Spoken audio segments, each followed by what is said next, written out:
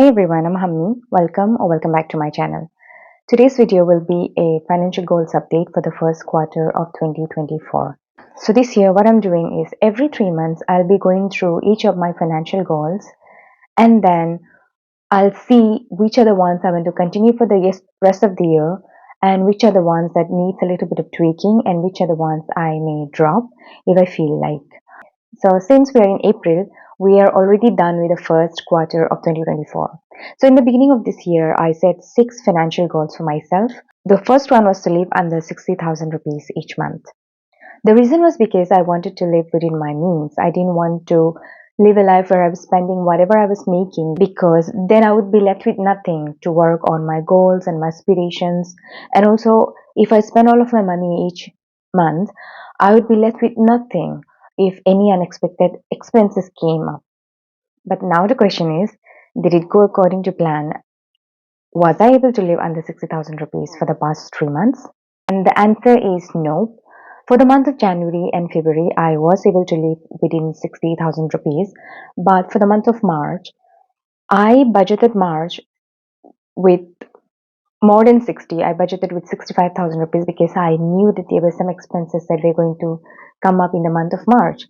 But even with doing that, I spent 80,000 rupees and more in the month of March. So I would say no, I was not able to live within 60,000 rupees each month. And a little bit of tweak that's going to happen for this goal for the rest of the year is that I will only focus on living within my means. For the month of April, I gave myself 60,000 rupees to budget with, but I'm thinking May and June, I'm definitely going to give myself some wiggle room. This is also because from May onwards, I am going to have one more category that is to be added to my fixed expenses categories.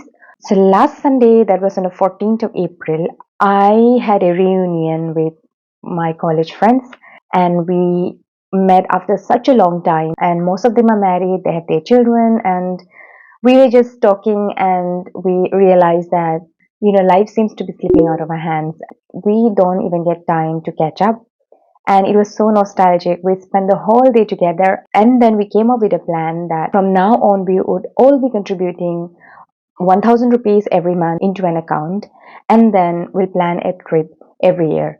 We don't know if we are going to be successful or not, but we are going to give this a try. So we are planning to go to Lakshadweep next year. We came up with a destination directly so that we could feel a little bit more motivated.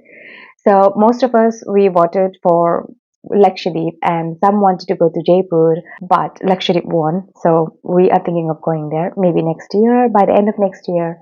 So yeah, 1000 rupees each of us. We are 12 of us, so that should be a really big amount by next year. So that is the plan, and that is why I feel like I need a little bit more wiggle room. Now, coming to my second financial goal for the year is I wanted to deposit rupees 24,000 into my emergency fund in this year.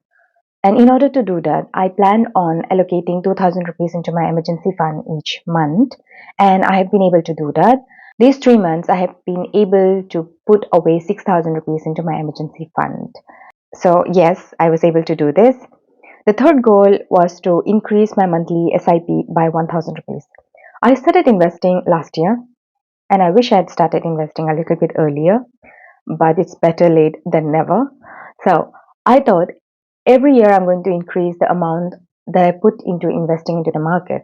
Last year I was just starting, I didn't have much knowledge about it, so I started with 1000 rupees, and then this year I added 1000 more. So every month on the 10th, it gets automatically deducted from my checking account. And yes, I've been able to work on this goal, and this is going to continue for the rest of the year. So the fourth goal is to pay off LIC loan. I had an LIC loan of 1,50,000 rupees in the beginning of this year, and each month I budget 1000 rupees to be put into paying this debt off. What I've seen is with LIC loan, they don't give you a monthly EMI. You can pay whatever amount you wish to pay, or how much amount you can pay at that moment. So for me, what I do is every month I make sure that I allocate 1000 rupees as a minimum payment that I've set for myself, and then in the end of the month, if I have anything extra, I can put some more.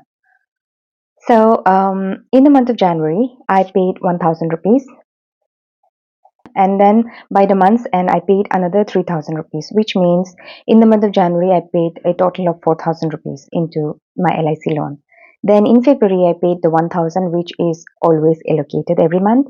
And then I paid an extra of 1,700 rupees by the end of the month, which means I paid a total of 2,700 rupees in the month of February.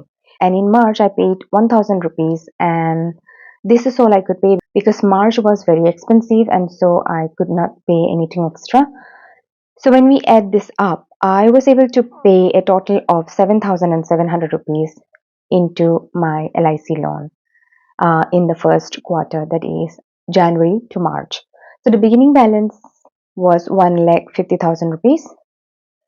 The amount that I have been able to pay up to March is 7,700, and that leaves me with 1,42,300 rupees left to pay into my LIC loan. And then coming to my fifth goal, I have halted this because I'm still paying 13,615 into my SBI personal loan, which is a monthly EMI. And whenever I get done with the fourth goal, I am going to increase this monthly EMI by 3,000 rupees. And then the last goal was to max out my PPA for the financial year 2024-2025. This is also halted for now.